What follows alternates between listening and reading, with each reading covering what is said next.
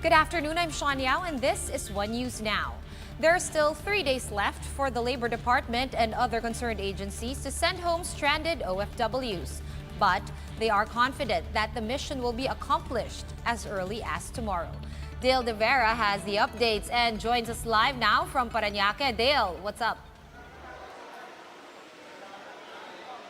Sean, with only 3 days left before President Duterte's deadline to send home stranded OFWs, Labor Secretary Silvestre Bello is confident that all 24,000 of them will be able to be reunited with their families by tomorrow.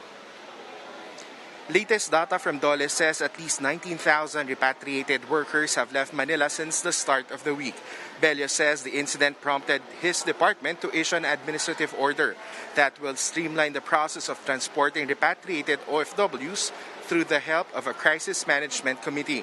The labor chief said there were proposals that tests should be conducted on OFWs even before their repatriation. This way, those who would yield negative results could go straight home to their provinces. Meanwhile, DOLE also reports a big drop in the number of healthcare workers leaving for abroad despite the lifting of the ban. Sean, right now we're here at the Parañaque terminal where thousands of OFWs will take their ride going home to their provinces. At present, there are more than 20 buses waiting for OFWs here. And compared to the numbers of stranded OFWs from Monday, there are at least lesser number of OFWs waiting. Maybe because at least over the week, thousands of OFWs have already went home and have already received their clearances to go home to their families. Sean? All right, but Dale, what then will happen? I think we're expecting some 42,000 more OFWs, according to what I'm seeing here, to be repatriated back here to the Philippines in the coming days. Has the DOLE planned out what will happen to these 42,000? It's almost double the 24,000 that they have sent home this week. Yes, Sean, that's right. The DOLE is expecting at least 42,000 OFWs to be sent back home here in the Philippines until the end of June. But Labor Secretary Silvestre Bello said that they are already ironing out things to receive this OFWs, and one of that is that they are already sending this stranded OFWs home. So to give more space in quarantine facilities to the incoming OFWs. Sean? All right, Dale, now you also mentioned about the DOLE's proposal that OFWs be tested even before they fly back here to the country. Now, exactly who will be conducting these tests and who will be paying for these tests? Sagot ba ng gobyerno lahat yan? Sean, just clarification on that. It was the Department of Trade Transportation that gave that recommendation.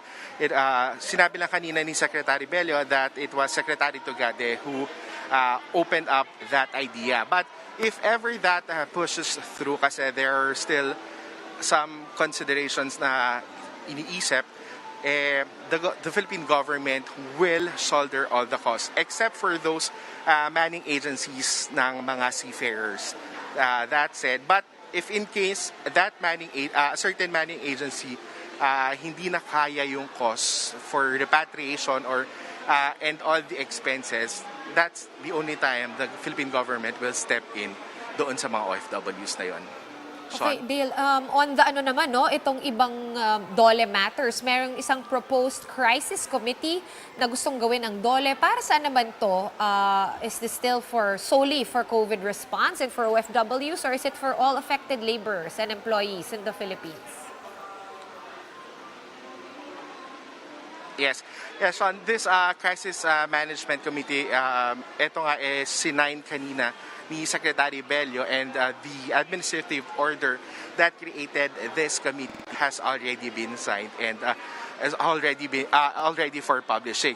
Now, itong committee na to will work for the information center ng OFWs. Kumbaga, all details all info about OFWs, kung sino yung nag-positive, sino yung for repatriation, kung ano yung mga kailangan ng OFWs, lahat ng concerns nila will go to this committee. Kumbaga, it has a command center that is stationed sa labor DOLE office in Intramuros.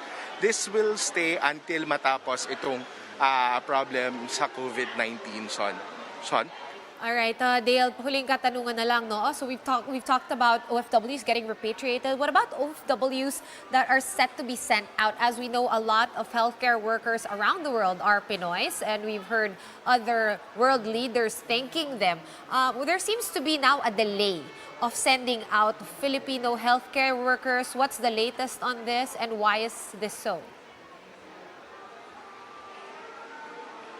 Yes, Sean, according to the latest data that the Department of Labor and Employment has, it says that at least 99% yung drop ng number of healthcare workers na umalis from for April alone. Kumbaga, from January 2020 to March 2020, there are at least 200,000 medical health workers na umalis for abroad. But nung pumasok itong April, there are only at least a little over 1,000 na umalis. It's not because there was a delay, yung sinasabi ng but ang sinasabi ng DOLE is maybe because dahil na rin nagkaroon ng problems with COVID-19 and nagkaroon nga rin ng temporary deployment ban itong na-issue against them, which was already lifted. So ngayon siguro hindi pa napaprocess yung mga papers. And linawin lang natin, Sean, that the healthcare workers that are allowed to go out are those na naayos na yung papers before the first community quarantine was implemented. That was in the first week of March, Sean. All right, maraming salamat, Dale De Vera, for all those updates. Again, News 5's Dale De Vera joining us live from Parañaque.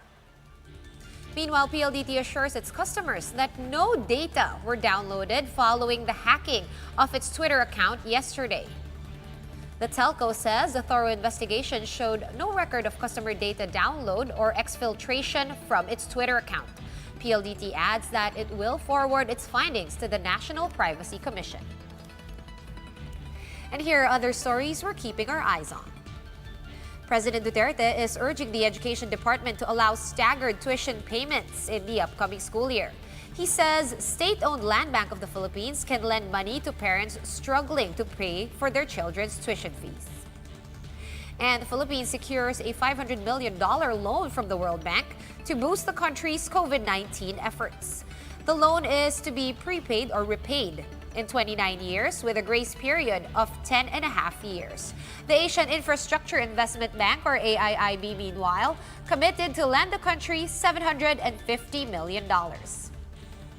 And the FDCP, or Film Development Council of the Philippines, chairperson Liza Dino Segura appeals to the government to include audiovisual workers and freelancers in its subsidy programs. Dino says around 860,000 workers in the film industry are severely affected by the COVID-19 pandemic.